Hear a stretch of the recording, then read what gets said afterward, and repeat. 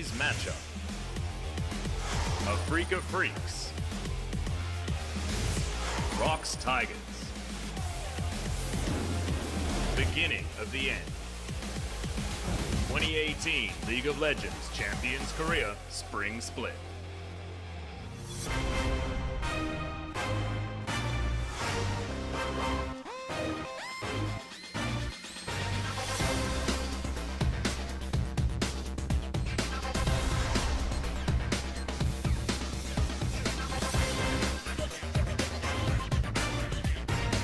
Welcome back, OG and Legion. It's time to dive into our second series of the night. Yes, we do indeed have a follow-up to that telecom war, which KT Rolster just completely brutalized SKT. And so if you're joining us late, you might want to go back and watch that one, unless you're an SKT fan, and kind of avoid that one like the plague. But now we have ROX Tigers versus the Afreeca Freecs coming up. And formerly, this wouldn't have been a key matchup, but now this actually has a very heavy playoff implications in it, as both of these teams have been rising to the top. All our predictions about ROX Tigers couldn't have been more off base. They have proven themselves to be a contender for top 5. Not cemented, but a contender. One match clear of SK Telecom T1 in the top 5. Then you look at Afreeca. They haven't even played this week. It's their first series after SKT is already done for the week. So in a wonderful spot to join some of these teams at the top of the table. They would love to go to 9-match victories because you're getting to mathematical certainty stage pretty soon, maybe halfway through next week. They will already be guaranteed a playoff spot. Afreeca have been great, but debuts on patch 8.4 aren't always going to be fantastic. ROX Tigers did stumble against MVP, did seem to understand half of the meta, but weren't able to close out games where they were there kind of begging to be won. So we'll see how things go here. It's very hard to get a read on ROX, who struggled with 8.4, and Afreeca, who haven't played it yet. Yeah, some up and downs there, but Afreeca's still got to be feeling pretty good. We're able to take down SK Telecom themselves 2-1 in that victory. We'll see if they can keep charging forward and maybe even try to overtake KT Rolster in that number 2 spot. This will be the first hurdle that they have to jump over to get there. So Afreeca Freecs going to be starting us off over on that blue side, and a bit of a transition yet again going to be coming through. We saw this in game number 1 versus SKT with Keen in the top lane, but then Mowgli in the jungle, Kuro of course in mid, but aiming as well at ADC. I mean, we'll be surprised that aiming will retain his spot after some off-the-rift controversy throughout the week, but this is the lineup they've been starting. It allows the experienced players to watch the tendencies and come in. Always been something we've spoken about in the jungle position in this squad-focused play. So we'll have aiming there once again. And Mowgli, like you say, who had a pretty decent series, you'd have to think, in his last one out against SKT. So they're going with what's working. I think this is a very useful strategy preparing for best of 5s. And Afreeca Freecs are knocking on the door of the best of 5 stage. Finish in 3rd or higher, and you're guaranteed at least one. So Afreeca, they certainly are thirsty for that, and looks very likely that they are at least going to be sealed into that 3rd place spot, getting overtaken. Just doesn't seem like it's going to happen for these guys. It would have to start today, you'd have to think. Yes, so it would have to be a pretty shattering win by the hands of the ROX Tigers here in order to potentially knock them out of that spot. Of course, no real changes over on this side of things. We're still going to be having Linderong Songwon, no Mighty Bear to be seen, no Kuzan in the mid lane. If you're thinking about putting Kuzan on a milk bottle, we have seen him around the studios. He's not missing. His last performance, feeding on the karma. It's not going to be one that's going to get him back into the lineup. They seem to also want to play him with Mighty Bear, and Mighty Bear has not been able to replicate what Songwon has been doing very reliably in the jungle. So that configuration not working. ROX Tigers on 8.4 not working either. Time for a change, and it needs to happen tonight. We'll see what these guys can piece together. Lava, of course, likely going to be looking for that Talia in the mid lane. Kuro, also very happy to pick that one up for himself, should it come down to it. But let's see here, match scores on both sides, very good for the ROX Tigers, much better than we had anticipated. A couple of blemishes there for the Afreeca Freecs. The 0-2 to Jin Air, definitely the biggest one. And ROX Tigers kind of remind me of Samsung a couple of years ago, where you could kind of put a dividing line on teams they would beat comfortably and on teams they would lose to comfortably. And Afreeca's recent surge suggests this will be an uphill battle for them. Are they good enough, man for man, to take down an Afreeca Freecs lineup that's been in great form? Aiming and Mowgli are smaller sample sizes, but Tucson is still joint MVP leader in the league. Keen has been much better than expected, and I had high expectations for him. I think Keen was a fabulous talent in the second round robin on Everate Winners, obviously in a struggling team. He has come in with a very difficult brief of replacing Marin and done a very good job. And historically, at the start of 2017, because we don't talk about 2016 ROX Tigers, too many tears if you do that, Afreeca Freecs have been ahead. One blemish, second round robin of spring last year. Yeah, lots of differences when it comes down to 2016 for both of these teams. Certain player out of that mid lane missing from the Afreeca Freecs lineup. He's somewhere in North America. And it is Kuro against his old team, we should say, as Kuro was, of course, This is true. one of those Fab Five on the ROX Tigers. Kuro has had a majestic season of his own. And that's why he's our key player. I didn't actually know this. We didn't have a rehearsal of this spring, but man, I'm good sometimes. Last I was time ready out, for it. I guarantee it's going to be good. double MVP against the ROX Tigers.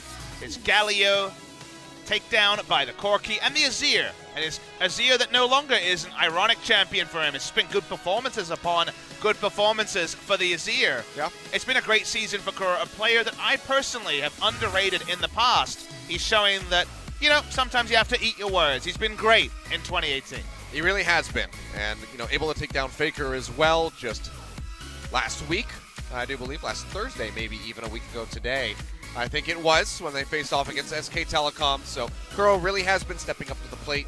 Doesn't want to be that player forever living in the shadow of Faker. He's kind of making his own shadow at this point. So this is a really interesting stat. What you should take from this, if the ROX Tigers don't play bottom side, they look for ganks for Linderang from Sungwon rather than going for Drakes. This is actually true of them in the past. Whenever Linderang and Sungwon have played, they've largely played around the top side, or at least away from the Drake as an objective. Whereas Afreeca are confirmed killers of objectives. We get now a newly hyped mid lane matchup. Lava has been one of our rising stars in the mid lane.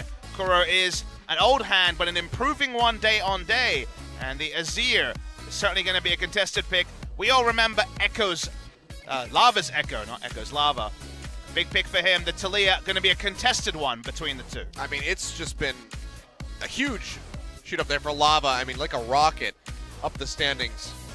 Absolute crazy performances from these guys. And, you know, again, we kind of talk about this quite a bit, how poorly we thought ROX Tigers were going to do at the beginning of the split as we were getting ready. Just looking at the rosters, you predicted them for you know, one of the bottom two teams in the league, and something has happened. These guys, their cohesion is on point. Lava has been destroying in the mid lane especially, and they really have earned the spot that they have found here in the LCK. That hasn't been them getting by with really cheap plays or anything like that. Like, they've been playing cleanly, they've been finding these victories, and they've been earning every single one. I mean, on paper, they had the weakest top side of the map in the league, and they've turned that into a source of strength with Lava leveling up in a way no one could have seen coming. And the potential of Linderang and Sungwon that was diagnosed by the Afreeca Freecs years ago, finally coming and actually being a source of strength.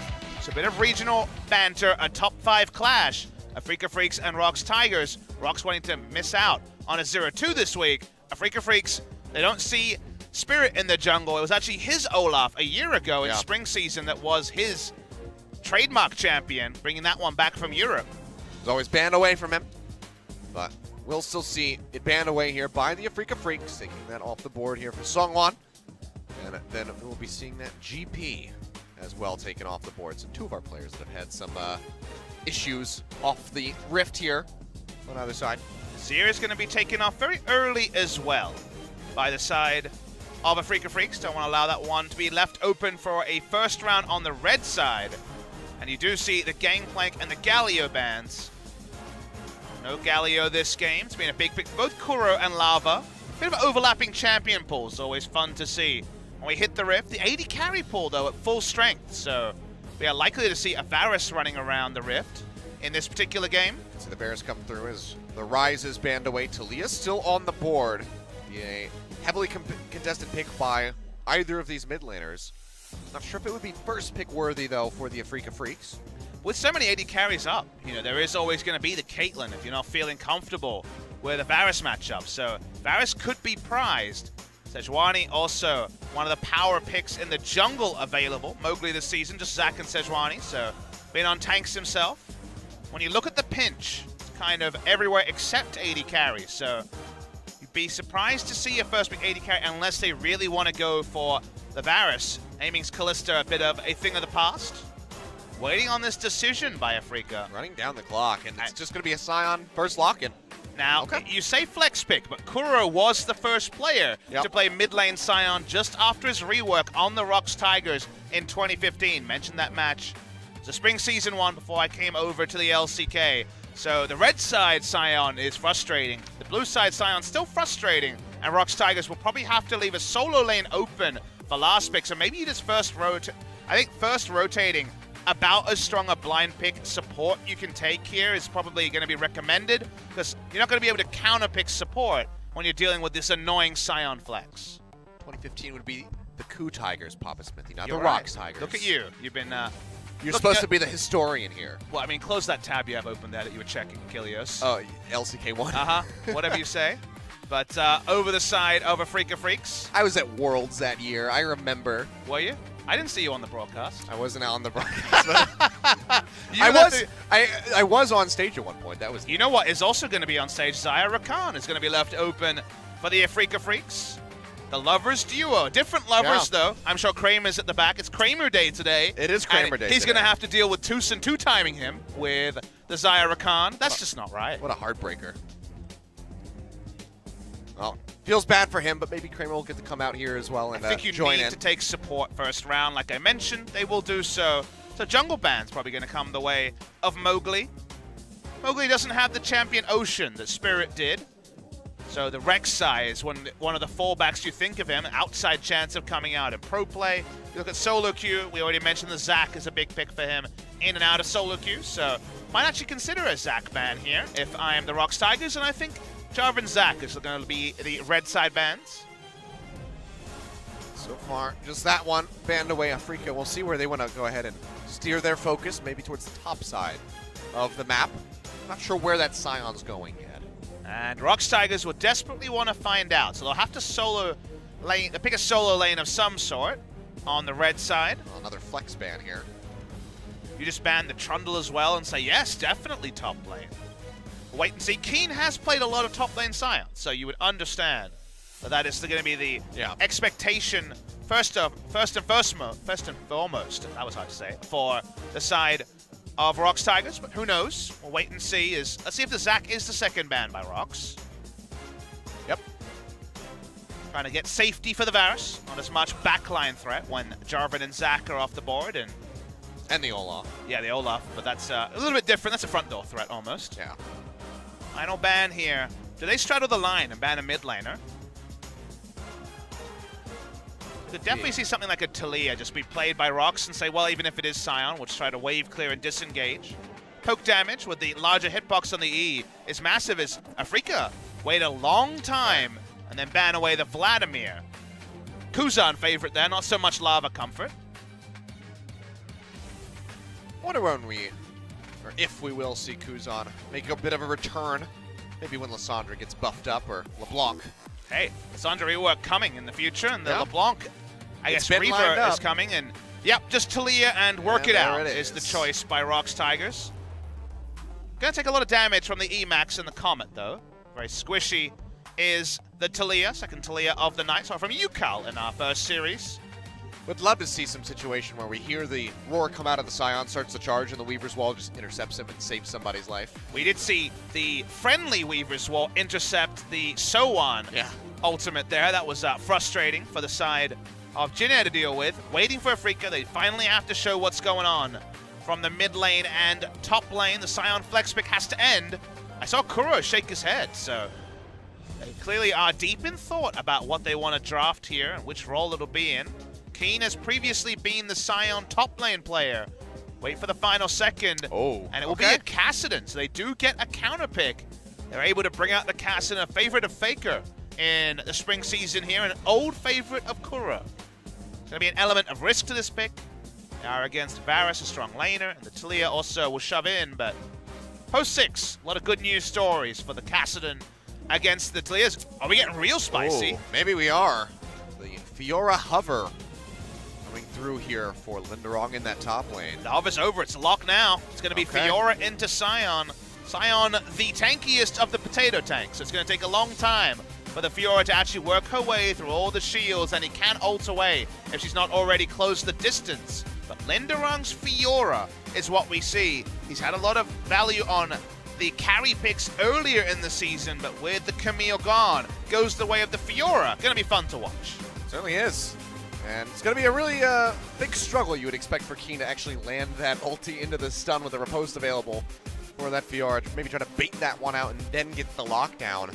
I'm a bit worried for the Fiora here, because if she falls behind, she's going to have to deal with mixed damages. Kassadin can side lane very powerfully. The Scion will be unkillable. It's weird because the earlier drafts from ROX are very much about the team fight, and then they kind of abandoned that and said, let's go for this matchup to try and punish the Scion. Punishing the Scion is really, really tricky to do, so ROX to index on a top lane pick that sometimes requires more resources than it can pay off.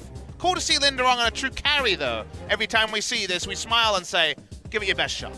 Yep, Fiora coming through, and then the Kassadin as well in the mid lane for Kuro. Going back to an older one, so interesting to see how this one's going to play out. Goes into the Talia. Lava has been playing that one extremely well. Very clean, I guess, is the best way I can describe it, with his Talia play, with those Weaver's Walls, denying objectives away from the enemy teams. We'll see if he can do that here with a Kassadin who can just hop over to the other side. If bot lane gets ahead, the Talia can get rolling, an objective game can happen. If it doesn't, could be tricky for ROX. Well, Tucson yet again going to be looking to take sole possession of that first place MVP spot. We'll see if he can do it. We'll see if Afreeca can get the wins, or if ROX Tigers are going to upset our third place team. Let's go onto the rip for game number 1.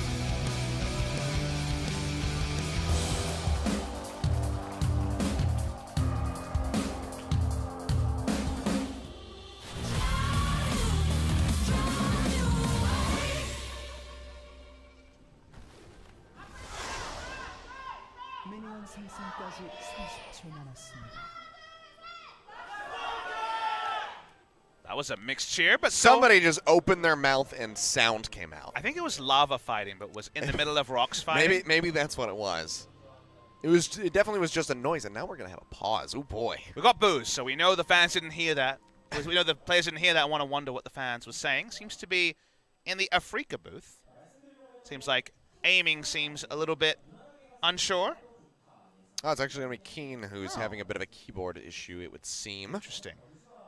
See if we can get this squared away swiftly here. So I like that we've codified it. between both broadcasters that issue is the word we have to add on to everything. Yep. It's always just an issue. It's not a problem. It's an issue. Yep. It's not a conundrum. Sometimes I got an Achilles issue. Hard to resolve unless it's a different day of the week. I see. I'm not saying today, I'm saying sometimes. Okay. There is Keen on your screen, back on the Scion top, which means no comments, just glacial augments, just slows galore. Fun times. In store for this game, as we do get to see, again, our last team on patch 8.4. I like the duct tape over the logo on the headset. Can't possibly tell what kind of headset it is. I think this girl is saying she loves Kuro, and this dude is not a big, you know. She's like, Kuro, I wish this was you. Yeah, oh, that's what I actually took it to mean. Yeah, so Joel just confirmed for us that she likes Kuro more than her husband, who is sitting next to her. See, I knew she liked the person next to her less than Kuro, but I didn't know it was her husband, which makes it much funnier. That's brutal, man. Hey, a bucket list, you know? What can you say? That's what prenups are for. Whoa. You took this way too real, Achilles. Oh, dear. Well, nice and standard start. I wish them the best. Nice and standard start in the jungle for both sides here. As Mowgli's going to be on the Kha'Zix, which is a fun one to see. No Galio Kha'Zix. The Scion isn't in the mid lane to back up the Kha'Zix, and I wonder if this will be Mowgli, who's largely been a bit of a herbivore Achilles. He hasn't been one of our big carry junglers. Kind of testing the theory I had where the safest way to play is in the enemy's face with a skirmishing advantage. Why not go Kha'Zix into the Sejuani? We'll see if the playstyle does confirm that. Mid lane's going to have no fun because is Kassadin, always the way in the early game. He's just going to be throwing out those null spheres, getting that slight little shield, and well, nothing's really going to happen until we see a Sheen in a level 6 come through. And it's a bit of an interesting choice, because consider that the rune he took was not common, that we almost always see for lane control, losing lane, but lane control as much as you can. He's actually gone for the Unsealed Spellbook to potentially just decrease the timer of his cooldowns rather than necessarily change too much. You would have started Ignite if you were to get particularly frisky, so you would imagine Teleport would be there for the mid game. So to me, it's mostly for the CDR rather than any other reason. Someone going a bit low. Will be fine at the end. As Mowgli starts progressing through, we'll see if we get any early visitations to that top side. Lenderong hasn't thrown down any wards yet. And he is going for quite a bit of a sustain here. 3 potions. Keen has the generous hitbox on the Roar of the Slayer on patch 8.4. Sion was my freelo champion, but now everyone plays him and can't get him ever again. Yeah. That's how it was for me when Kleptomancy and everything started for Ezreal. I told the OGen Legion just to play. They asked what should I play for gaining Elo, and I told them Sion a month ago. I was proven right. Right now, my go-to is Tristana, just regardless of what the matchup is. I see that you're about exploiting strong champions. She just got nerfed, you know. That ulti cooldown getting increased. Tucson gonna go in, doesn't get the knock-up, and actually takes a hell of a lot of damage to the exchange, but Aiming is able to answer back there onto Songyun. Was a very poor trade by Tucson. Just misjudged and then stayed too long, so just kind of stood to attention for all the damage going on. As Afreeca looking for a turret dive. This seems very reminiscent of what the Camille from KSV, Cuvée, was feeling in the top lane. No Galio to pile on. Sion's annoying enough. Be fine for now, though. Lenderong not going to get dove on, as we just see Mowgli go back to base. We're staying competitive in CS. He has the minion dematerializer. He can go for early shots, but hasn't been forced into a quick teleport. So, in general, laning phase going just fine. Lava is going to be going with the same build we saw, going for the tier onto the Talia. Just to repeat the point, big thing about tier is it builds very efficiently going from the tier into the Lost Chapter when you're building that Archangel. So it's a very nice natural build, because a lot of builds now struggle early because you don't want to spend 1,100 gold on your first back. Hard to farm. Victor can confirm that. See someone on the top side, but always optimistic, trying to kill a Sion. Hovering around, I'll go ahead and push forward. They're not even getting a splash. Can't get the weak point. Yeah, Keen's just going to go ahead and walk back. Go ahead, stun me. I'm just ready to catch the wave anyway. Decimating Smash will be there. Tucson keeps trying to get those nice little entrances, but the Devour from Key, always there to deny. Yeah, a lot of options for Rakan at level 6 when he has the extra CC of the quickness, but before the quickness is there, it's going to be obviously a lot more linear gameplay available for Key. So yeah, tier into Lost Chapter, the new I want to shop before 1,100 gold. One of the reasons we're not seeing so much of the Ludens in pro play right now. And then the other factor that I mentioned in Game 1, if you missed it, is there's less incidental health in builds with less Leandries overall, given the change in the item. So having the shield is actually very relevant for these mid laners who are finally remembering that they're actually very squishy compared to other meta builds. Just going to be slow and steady as Tucson tries yet again. Dashes his way back. One of these times, I'll be able to get that knock up. And slow and steady is usually a word we associate with kind of win conditions. And when it comes to scaling, kind of have to like what Afreeca has going on. Yeah. That's awkward when they're against the ROX Tigers comp here, because to me, they're very much about turning on one item. When the Rageblade is there for Songyun, finding a way to have the Talia play bot side. This is the sort of game where you want double control ward on the bot side to increase the pace of the game. In the late game, there is the hope that 6-item Fiora can beat 6-item Sion, but it very rarely gets that far, and honestly, the Sion is about as robust as any tank at enduring that, and the Kassadin feels like he'll just get, at the same time, 6 items and just take over both the side lane and the team's fight. So because they have the ability to play side lanes with both the Kassadin and the Sion, I do believe that Afreeca just in general has more options than ROX. Well, things going very well here for Kuro thus far.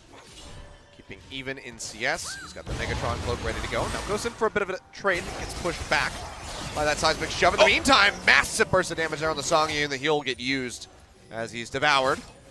And he will stay alive. No flash blown, but that's going to be sending him back to base.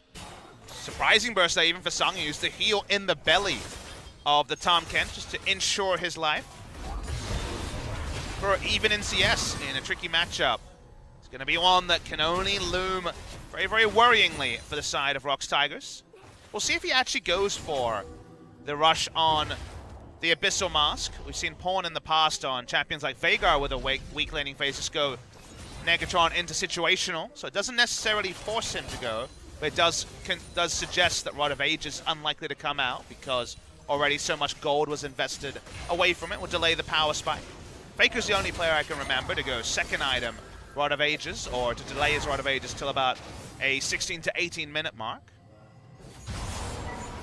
Afreeca going to be comfortable as the game goes on. The blue buff goes over, and nothing to write home about. Suits Afreeca Freecs just fine. Plenty of spam that can come out as Kuro goes back to base. He's got the TP if he wants to pop it. Otherwise, he can just use the Rift Walk to get himself back there fairly quickly. Minion? Where? Above the turret. Oh, it looks like it. It could also be a visual bug. I believe... I hope that it is.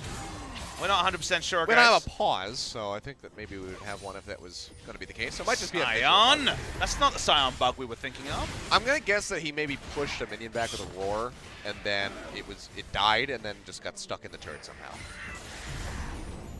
Happy little accidents.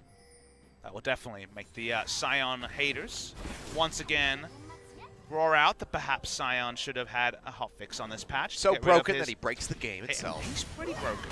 If we're going to be real, if you can be played in 3 roles, oh, Mowgli. do well in all of them. That was it's pretty cheeky. broken. Takes away the Scuttle Crab just with the Void Spikes. Nice little steal by him. Whenever we have one of these games with Zaya Rakan, we talk about the power of 2 and 3 items, depending on how fast the completion is on the Zeke's Convergence. 3 items is gravy. And I think at 3 items, Kuro will be closer and closer to level 16, and then how do ROX answer? They can't really team fight because the Fiora doesn't have a role in a team fight. We're going to be very much inspecting the first item purchase from Sangyun and whether they can turn the Rage Blade into turrets, because if we're just farming with this comp, there's a problem. You can see Linderong already having quite the trouble with that Scion there in the top lane. Down 20 CS. Rebel Vest goes a decent way as far as out trading. Mowgli's going to roam over. We'll spot out this Infernal Drake take. Down to half HP. Do they want to contest this? The roam's coming through here from Kuro. Tucson now pushing in, gets the grand entrance, looks to pop up 2 of them, and they have to go ahead and peel back. Dragon's still going to be leashed, but now they turn in looking for the Kha'Zix. He is going to get popped. Actually, no! Manages to make it out with his life, and it's going to be First Blood going over to aiming as he takes down Songwon. Dragon will leash back into the pit, and several members of Afreeca are down to half HP, so they will kite their way out of here. But they might have prevented that Infernal Drake from going down. Lives on a sliver. I'm not even sure Mowgli can actually take these Krugs. Get out of there, man! He's already used his smite. If he dies during the replay, that'll be awkward. It's a very nice engage from Tucson. Well, this was the moment. It felt like the pivotal moment in the game because Afreeca aren't quite online. ROX don't have their 1 items either, but you think if this is where ROX Tigers get that extra gold to zoom forward, perhaps that's actually going to hold down the eventual advance of Afreeca. It doesn't happen. There's no punishment. And Afreeca just end up getting the 1 for 0, and Mowgli exiting on a sliver. Yeah, did make it out with his life, and we just heard Keen coming off the back of that replay using the ultimate to just go ahead and charge back into lane. One day we'll see the roam mid lane from the top, but sadly it's all about the Scion heading top lane. Keen's a hater on the Mecha Scion. He's into being a lumberjack. Miss the old Scion voiceover. The very blatant Arnold Schwarzenegger ripoff. Yeah, you know. I don't remember. Maybe he did. I don't remember Arnold Schwarzenegger saying "Don't be such a bonehead" in any of his films, but I'm sure it could have happened. This particular game, Kuro has gone for the not interested in your Talia damage build and just rushed the Abyssal Mask. Not a lot of synergy with his team. It's his Kha'Zix. Yep, jumps in. Lava gonna get chunked down. Half HP. Not usually a big fan of Abyssal Mask when you have no secondary threat outside some roars from the Scion. But it's a lot about surviving lane. Does give him great lane presence early as he scales into his first true damage item. No tier, so the tier cast in the Dade was a huge fan of way back when, with almost infinite scaling won't be happening. Could be a second item, but I thought maybe Archangels would see its business. Oh, Songwon Nice! goes in, dashes in with the Arcane Assault, and just goes ahead and smites that one away. Great steal keep ROX a bit closer in this game where they're down by nearly 1,000 gold. Seemed too easy as well. Came in, didn't have to use flash. There was no other people holding down punished, the no duo. kill. It seemed predictable too. Thank you very much. We watched the replay. Sungwon just walks over control vision. He knows that the bot lane is not going to rotate first. Cool as you like. Takes away an Infernal. Nicely done. Against the balance of play as well. This is when Afreeca had finally taken control of the game. He'd already suffered a death, but his flash was up. He felt strong enough to contest. Clean stuff from the Sejuani. Yeah. A nice little breath of fresh air for the ROX Tigers. So they keep themselves a bit more competitive here in the game. We'll see if they can get anything off the back of that. Keep progressing with the objectives. Keen has the Hushage special going on here. Got the Bramble Vest, got the Ninja Tabi, being a full jerk. No Sunfire cape in the LCK, but I don't know what that is. it's basically a solo queue top laner who complained about Sunfire, Bramble Vest, and Ninja Tabi shutting down every carry. We don't get the Sunfire, we get the rest. And it means that Linderong will just do no damage at all to Sion. Not even a little bit. I don't watch many streamers, so sometimes I'm out of the loop.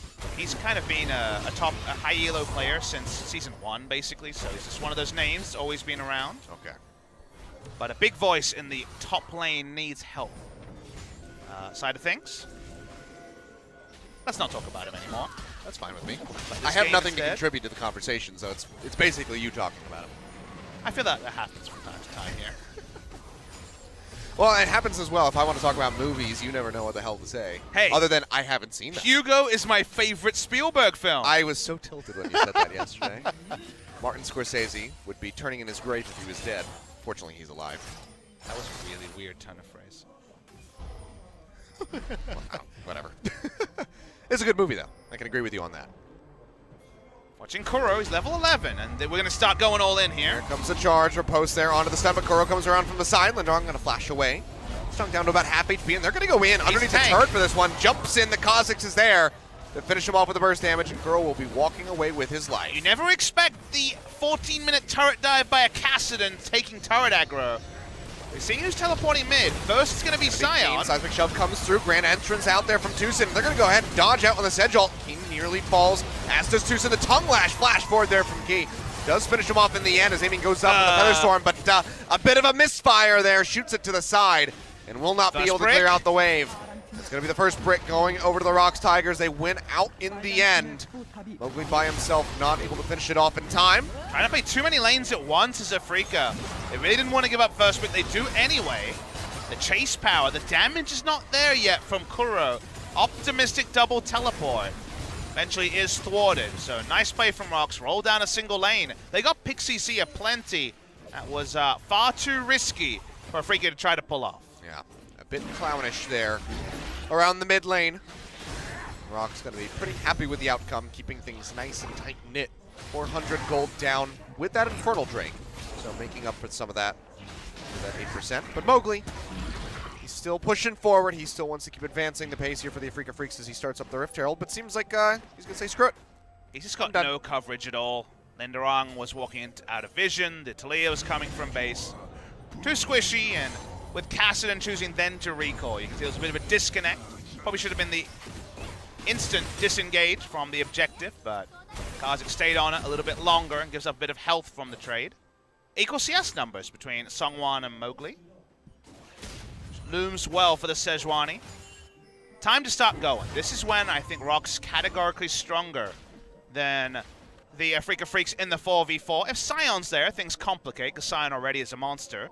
But in the 4v4, it's a Sheen for damage from the Kassadin.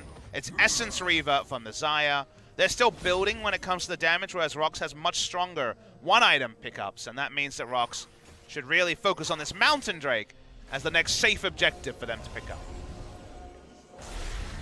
Mowgli pushing forward there, wants to clear out that control ward. Can't push into Songwon. The lockdown, the stun into the potential Seismic Shove is just too much of a threat. Meantime, Key trying to take away that Skull Crab. Will be able to do so, but the double pop-up comes in. Weaver's Wall comes through, but it's not enough to lock them away, and they might just be able to finish off the Tom Kench. Big knock-up comes in as Tucson nearly goes down. Connection there from the Sedge onto Mowgli. Takes him down to about half HP, but he makes it out with his life. Tom Kench will get picked, but now Linderong He's got some quality time alone with his turret in the top lane. Keen roams down, and that means that he's not there to stop this turret going down. Linderon finding an advantage in his own lane is something that's been impossible this game for how much Keen is built for lane. Minion wave is dying, so he probably won't be able to claim it now, but damn does he really want it. Yeah, would love to just stick in there, but knows it. Keen is working his way back up. He will arrive in time, and he should have the wave clear to go ahead and protect this for at least a little while longer. But now we're going to see a TP coming down here by the Dragon Pit. Invisible Edge coming in, straight in on top of Tucson and aiming. Instant pop-up, but Tucson still might be paying for this one with his life. The Feather Storm is good this time around. Triple lockdown. Won't be leading to any kills, but it sure as hell looked cool. But they lose out on Tucson, and aiming loses both of his summoner spells. He has to use double summoners even though Songwon didn't have ultimate. That's a big investment to make the escape, but does keep him alive. ROX are playing when they're strongest. We asked them to really focus on making assertive moves now, and they're doing that. That was a very multi-pronged attack. A teleport into another teleport coming through on the side of Key. Felt like pre-rework just Fate from beta, basically. Skipping their way around the map. With that many levels of TP. That is going to be another one. Going over to the ROX Tigers. Mountain Drake to back up with the Infernal. And you would have to say, they're ahead right now at this point in the game. And this point, you know, was looking narrow when I was thinking of how long ROX Tigers would be ahead. But it's a super no damage build coming out of Kuro. The Lich Bane scales off AP itself, doesn't have great base values, so it's going to take a third item to come online, and we'll wait and see situationally what Kuro's liking. So he's going to take time. Aiming is also going to take time. Aiming is going to be relied on for the front-end damage, and it's just going to be a bit of assassination and side lane from Kuro in the early game. So they're actually giving ROX a bigger invitation to take over the mid-game than I expected. As if Fiora even walks up, I don't know if there'll be enough time for the Kazakhs to take this. She's backing, so maybe. Well, Mowgli has the blue buff here. It would seem OG trying to highlight that for us. Gerald is down to about half HP, and Kuro is making sure that Lava is contained there in the mid lane. He just wants us to despawn. Love to stop this. Kuro roaming back over. Abyssal Voyage coming in. Rift Herald will be taken and picked up here by the Afreeca Freecs, and now Linderon has to get out of there. Gets popped up, gets piled on. The Repose comes in. Big seismic shove knocks two in, and Mowgli has to flash away. Kuro manages to get the kill on the Fiora, and now Tucson arrives. Grand entrance, plus the quickness comes through, locks them all up, and Kuro finds a second one. Let's make it a triple kill. 20 minutes into the game, the Baron just spawned, and the Freaks say, hey, you know what? This is right here. Maybe we should just take it. And it's so important for Kuro, because now he gets to cheat over his slower build and gets 1,000 gold out of nowhere to turn into big items, and they're going to get a Baron start. As if they're getting a Baron claim, as Songwon is still alive. Vision going to be denied. Control ward comes over, as does that chain of corruption. Songyun clearing out the Vision on the opposite side of the pit. Afreeca will try to deny. 3,000 HP left. Songwon, does he want to go for it, or will he abandon the cause is going to be the question. 2,000 piercing arrow is Songyun needs to damage it over the wall. Now they don't have vision. 1,500, it's gonna get taken. Smite comes through. Songwon, yeah, just too risky. Didn't want to have to sacrifice himself for it. Baron taken right as it spawns by the Afreeca Freecs, who turn it all around right off this play, initiated by the ROX Tigers. And you thought that perhaps be the moment for Afreeca to go too far into the things, but ROX start to fight. And when the shove comes through, your first thought is, this is going to be the fight for them. But as you're watching the fight, huge engage from Tucson. He gets all three. Comically massive is the amount of momentum they get from Tucson's chain CC. And while he didn't have the damage, he had the cleanup damage after Tucson first locked them up. And aiming stood and delivered to the rest of the members of ROX. And Lava flashing and trying to finish off Mowgli. Just set him up to get popped by that grand entrance straight into the quickness. So didn't have that safety. Try to kite his way out of there. Very nice turnaround here by the Afreeca Freecs, finally finding a significant lead. A very early Baron. Won't be able to knock down the turret, however. Just popping the Rift Herald. They do weaken it significantly, but they would like to add some more gold onto this Baron power play if they can. Do notice the B word can't be talked about. No banner on the side of Afreeca Freecs. Into the combat stats to shut down the Fiora for the Scion, usually the person to pick up an early banner. Scion has the most flexible build path of a tank because he kind of builds his first item, says, what does the team need? Do I need to build a Kindle Gem into a Knight's Vow? Am I building banner?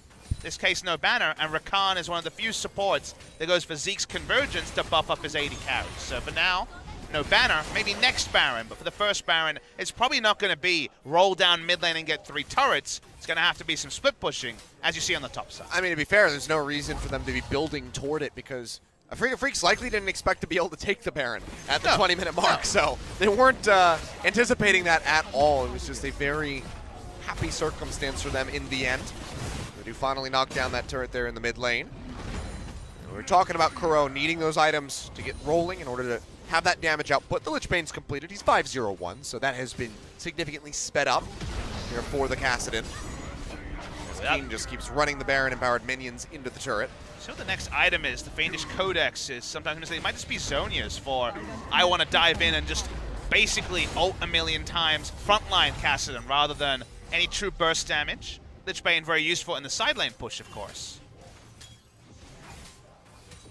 Seeing Kuro push up. For now, just helping out the cannon minion that's not quite abandoned, but doing plenty of work nonetheless. Just escorting it, letting it do the heavy lifting. It's a bit of mistaken identity, though. It's not quite the VIP it's been rumored to be. It's not. It's no Monty. People who missed the first series are going to be confused. Monty was there. It's going to be a lot of Monty Bible time, and his son, Monty Jr., was also there. This game gone for bad to us for ROX. They were in a position where they made a very nice move bot lane with a double TP play from the Abyssal Voyage, and it seemed like that would swing it open. But suddenly, I think everything's perfect for Afreeca. The moment that you see a lane assignment of Varus answering a Kassadin in the side lane, things are bad. That is not ideal at all. And Kassadin is only a level away from level 16, where you can go Rambo. Kuro has followed the Faker playbook and not gone for the precision tree presence of mind. Has gone sorcery, probably going to be gathering storm there, I would guess.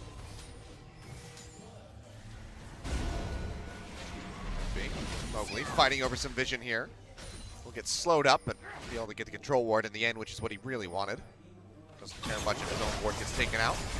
As the rest of Afreeca starts posturing up here underneath this turret. They knock it down to about half HP. Aiming, trying to stay safe in the back line, and that was a really short little skip there by Keen, basically. Yeah, he sounded like he was very upset about his order at a restaurant rather than actually doing anything else. Well, that's going to be a lockout coming through on Kuro, but he's going to go golden. Ult whips straight through him, and he will just go ahead and casually That was a ult over the wall. high-value stopwatch right there. It is going to be Zhonya's as the next pickup from Kuro, all about the backline dive. To me, Kuro this game is not going to get caught, you would imagine. So what are you about to say now? I was awkward, but Kuro this game, if I'm going to liken him to another champion when it comes to team fights, he's kind of Olaf here. Kind of wants to run at Varus, open up a couple of times, Zhonya's to remove aggro, and then Rift walk out. Speaking of which, it's done now. We've said that Olaf into Varus is another reason why Olaf is very popular, is the ability to shut down.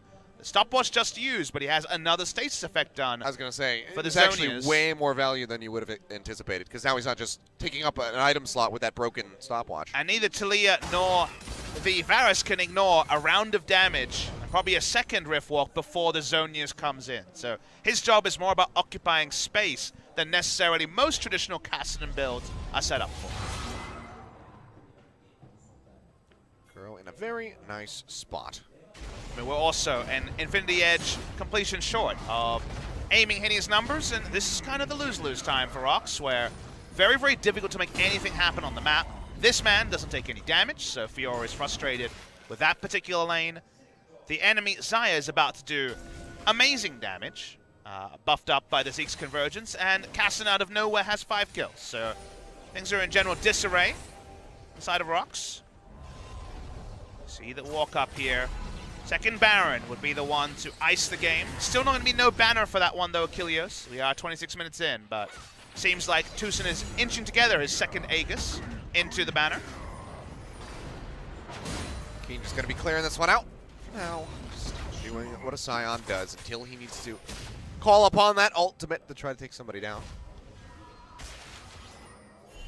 Just slower play for now around the rift by the Afreeca Freecs, as they wait for this Baron to spawn in about 38 seconds.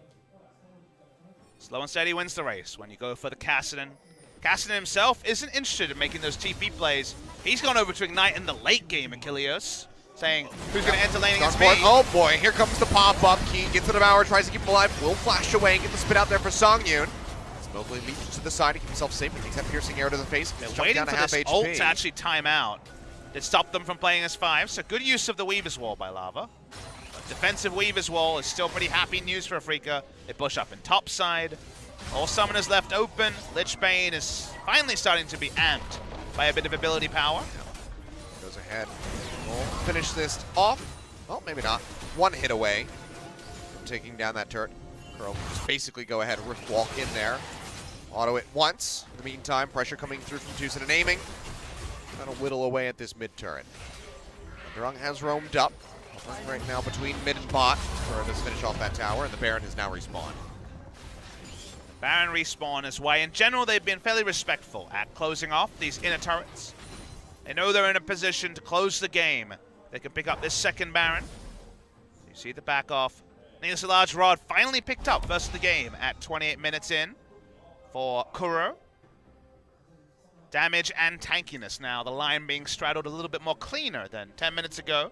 He picked up a very fortunate, opportunistic triple kill. Aiming's items are ready to go as well, and he's also an item lead over Varus, who has the cheaper build, and that's another problem that ROX Tigers have to deal with. Fiora into Sion. Not a huge fan of Kilios. Sion is just so robust that it's hard to make things happen. Yeah, pretty much. But, oh, that's going to be the engage coming through here from Tucson. He wants to make something happen. Someone will go ahead and flash away, but Kuro is just chasing in so deep, and they will be able to finish him off as everybody just flashes over into the red pit lava. As well, taken down as aiming finds a double kill. And I think Afreeca Freecs, in addition to that, will find themselves a Baron again. They're going to fall back to it. No smite available for Songwon. Jump into the pit. They take the second Baron. Banner close to completion. Looking to break the base on this second Baron, and predictably Linderong.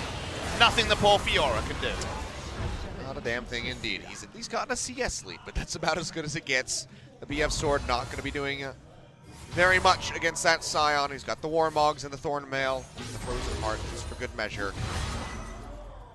Afreeca Freecs with a second Baron here, under 30 minutes. They could be pushing all the way in, looking for inhibitors at this point. Slowly, slowly. Worth noting that because Cassidy is the mid laner, there is only one range champion on the team. A true range champion, Rakan, with the short-ranged auto. So turret sieging, not really their playbook. Kuro has already shown he's happy to turret dive, and they outside chance that Keen is doing the tanking. They will make that work. Oh, that was very nice of Bo. He allowed for Tucson to get the final blow on the Scuttle Crab. And there's the Bannon, ready to go. Banner of command from Tucson. That's why I was. He's like, I need this gold so I can finish it off. Up to the top side, Mowgli. Gonna join Kuro. Not spotted in vision. Now they have a good idea though. ROX, what's going on is aiming. Had the QSS, but doesn't need to use it. The aiming was bad from Songyun is what it was. Didn't find that Chain of Corruption to lock down the Xayah. Featherstorm also available, so. There's the Bannon. We're gonna name this one Marin. Okay. Marin pushing through the mid lane. Clunk goes the shot. Yep. Marin doesn't need to use his TP, still takes out the turret. Hey, Keys actually just kidnapped him. He does. They will be able to kill Marin. Send him back to China. It's just a short little visitation back over here to Korea. Do get the last inner turret in the mid lane. It's still the one in the bot lane. It's not the last of all the inner turrets, but they're pushing forward. They won't have the banner with this push, but the next wave they will have banner up again. I think longer banner cooldown is something to be considered. Even after the change that comes on 8.5, they push in, they want it, it's dive! Going in, but he's not going to find the pop-up, but he does have the quickness, and they lock down Songyun, immediately deleted from the fight. Now Linderong has to go ahead and flash away, barely any HP left, but the Guardian Angel's still available, but he does not want to take the fight. He knows that he would lose and needs to try to stick around to defend the rest of this base. There's not going to be much left of it, it would seem, though. After this push here from the Afreeca Freecs, 1 minute and 15 seconds remaining. Afreeca just tanking up the turret here for now. Damage? The answer is no. Yeah, not at all. It's got the shields coming through. Few Baron-empowered minions yet again. They dash forward looking for Songwon. Get the root. Goes down to about half HP and the turret will fall as Afreeca seeks to take a second inhibitor. It just seems like there's nothing ROX can do to stop them. And this would mean ROX going 3 games in a row down after the patch change. Really wasn't a fan of the Fiora, as we mentioned earlier, and has been able to do precisely nothing in the game. They break the base on the top side. They go back. Now there's also even more tankiness on the side of Keen. Let's just get a Gargoyle Stone Plate for the hell of it. It's just rude. He's so damn tanky. His extra health, 1,000 extra health. Seems good. Does have lower health scaling, but if you're a pro player and can take full advantage out of last hitting, then you do end up getting relatively more than perhaps was intended back when the passive was introduced. I hope he just gets something ridiculous for his 6th item. What would you like to see, Achilles? I would like to see something that builds out of a BF sword. 80 Scion, bringing it back in 2018. Oh yeah. Never in professional play was the 80 Scion, even though that was the intended use of old Scion. Wasn't supposed to be an AP burst house. I'm telling you, the AP Scion with the original Tarek, double targeted stuns, both of them just build full AP. You get those Rabbited Death Caps in, and you just two-shot everybody. It was an insane bot lane back in the day. Low elo hell for sure. Seeing them push in the Afreeca Freecs. Much they can do. Tom Kench wants to walk up and deal with the minion, but largely it's been answered. 2 inhibitors down. Minion wave pushed out in top side, so it would take a more aggressive dive from Afreeca to actually force something, given the minions aren't working for them in top. Between a rock and a hard place. Spit on And now a wall. a stone wall, no less. Yeah. A rock wall, perhaps. Afreeca in no rush. Massive gold lead, about 10,000. Scaling also, the team fighting. There's an advantage in basically all quarters. ROX could have gone for a team fight comp, went for the Fiora, and now team fight in an inferior fashion to Afreeca. Finally pushing up that minion wave in top. Just waiting for Tucson, honestly, to seize the day and make an initiation, because that's going to be the game. There it is! And there you go. He goes in, gets the pop-up, gets out of there with the quickness as well as Key falls down to about half HP. Kuro goes golden with his Zhonya's, keeps himself alive, but is still locked in. He jumps away with the ultimate, manages to stay in here for at least a little bit longer. We'll even finish off the turret, but they do sacrifice Keen. At the end of the day, he'll get a couple hits in onto the inhibitor, but won't be able to take it down as they lock him up. The third one now exposed, the other two still dead. ROX hold out a little bit longer. Yeah, it's one able to fight as 5. Kuro very early on the Zhonya's because he realized there's no ability for aiming to follow. So they ran out of damage in the front line. They get the inhibitor turret, and that was the more tricky objective. To actually claim in all of this may actually require a 3rd Baron after all to close out the game. So being extended in a way that's a little bit disappointing if you're the Afreeca Freecs coach. Regardless, they are still in full control. The comeback is not on yet by the ROX Tigers, but the game is not closed by Afreeca Freecs either. Yeah, might have been expecting a much faster game given the 20-minute Baron take. And a change to Cleanse. So he's been starting with the teleport into Ignite and now Cleanse for... Honestly, the CC reduction will be a big thing in team fights. If he gets Sejuani ulted, he can potentially just continue to train down. He got a Death Cap into a Void Staff as his final items. Getting humbled a bit here as Mowgli pushes forward into the jungle, trying to clear out some of this vision. Establish some as he very swiftly takes away that red buff and makes it out with his life. Playing a game of inches against that Sejuani. Keen walks up. Let's see what Afreeca want to do. They've already tried to make a super decisive dive, but running out of things to dive now that there's only Nexus turrets left on the Rift. The Baron control is still pretty clear. They don't have a control ward on the pit, but that's the last thing they need to do to guarantee it. Not sure if Rakan is tanky enough to actually two-man the Baron with anyone, so for now, we have to invest more members, but they start to drop off, push in the wave. Someone's going to have to answer this minion wave in the bot side. And Afreeca Freecs, for now, looking for the catch, but can always fall back to the Baron. ROX have to be very careful. They know that Tucson is ready and willing to pull the trigger on that grand entrance, lock somebody down in an instant. And that's why he's the one sitting outside the pit here. Mowgli will go in, has the smite, they take it away. Tucson dashes over to safety. And a 3rd Baron of the game goes to the Afreeca Freecs. To bring up a minion wave, the Bannon is unleashed. We'll call this one Shelly. Pushing through the mid lane is Shelly. Working in a control ward. The gank brush, their first thought. They realized that with the top lane pushing as well, the gank brush would be them watching as the game ended with the Winions. Well, Shelly's looking pretty big. Being Firing away. escorted. Chain of Corruption comes down, double pop-up goes through. Songin gets chunked down to half HP. Big root in on a Songwon. The Devour comes through at the last second there by Kitty. Help keep him alive, but Kuro is sticking right on top of him like glue. and finishes him off. Flash away from Linderong, will be able to hold on for the Guardian Angel here for the moment, but 3 inhibitors going to be going down inside the base of the ROX Tigers. And Shelly's still Shelly going. is still firing away, working it down those Nexus turrets. And I don't think there's anything that ROX can do. 37.5 minutes on the clock. Linderong will get popped out of the Guardian Angel. Weaver's Wall in desperate times here by Lava to try to save them off, but it's just not going to happen. The Nexus will go down as Afreeca Freecs claim game number 1. Really clean from the Afreeca Freecs, and now after the loss to MVP, ROX Tigers are staring down a potential 0-4 week. Such a big patch change, feels like a change in the game. And for the side of ROX, they seem underprepared on the first day, and then here a bit muddy. They overthought their final pick on the red side.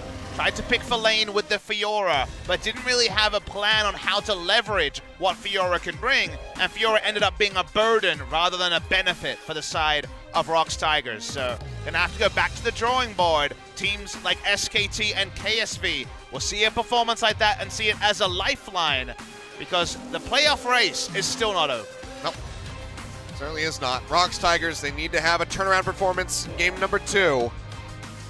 Otherwise, other teams going to be licking their lips saying, you know what, that is a juicy target that we can take out and try to climb the standings even further. Afreeca Freecs, though, got to be feeling pretty good, taking that win quite handily, even with Mowgli starting in the jungle.